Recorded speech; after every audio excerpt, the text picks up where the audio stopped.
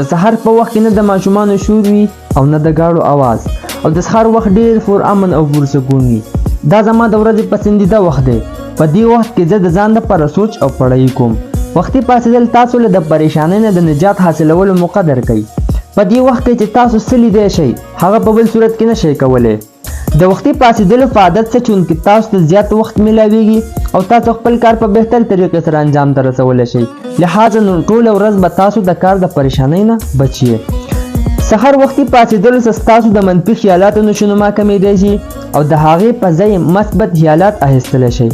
ستاسو زیاته توجه ستا د ټولې ورځ په مصروفیات او تجربو باندې وي، نو لهذا چې ته د منفي سوچونو نه محفوظ یې. په مقرره وخت کار کولو سره تاسو ته ذهني سکون حاصلېدی شي او خاص تاسو په کارکردګۍ کې اضافه کیدی شي. سحر وختي لږ ورزش سره به ستا پوره ورځ ستا موډ خوشګوار وي، کارکردګي به هم بهتر وي. دې معمول اختیارولو نه بعد به تاسو خپل صحت او کارکردګۍ کې زیات فرق محسوسوئ. وختي پاڅېدلو والا خلک همیشه خوشحاله وي او د ډپریشن شکار هم کم وي. دا خلک همیشه د ذهني دباو نه محفوظ دي، بلکې ماښام ناوخته اوده کېدو او سحر ناوخته پاڅېدو والا خلک د ډپریشن شکار وي.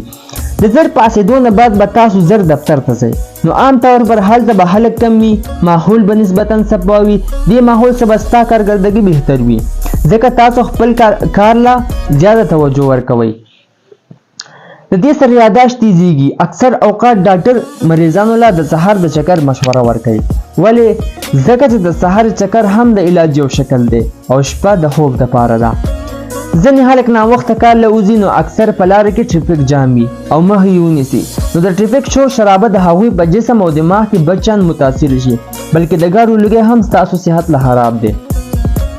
د قدرت نه مخالف زندگی تیرول او د شپې ناوخته اوده کېدل او سحر بیا وختي پاڅېدل د صحت دپاره نقصان دی، ځکه چې دا د فطرت نه مخالف زندگی تیرولو کوشش کول دي.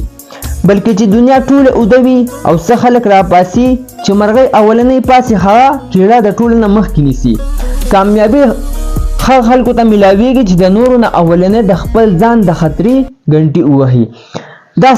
دا ستاسو رفتار هم تیزوي. چې څه خلک زر پاسي نو هغه خلک انرژیټیک وي او چې په کوم کار باندې زیات وخت لګي هغه په کم وخت کې سرته رسوي. د سحر په وخت کې میسیجز او ایمیلز هم کم راځي. هغه طالب علم چې هغه سحر وختي پاسي د هغه تعلیمي کارکردګي د هغه طالب علمان نه بهتر وي چې هغه ناوخته پاسي.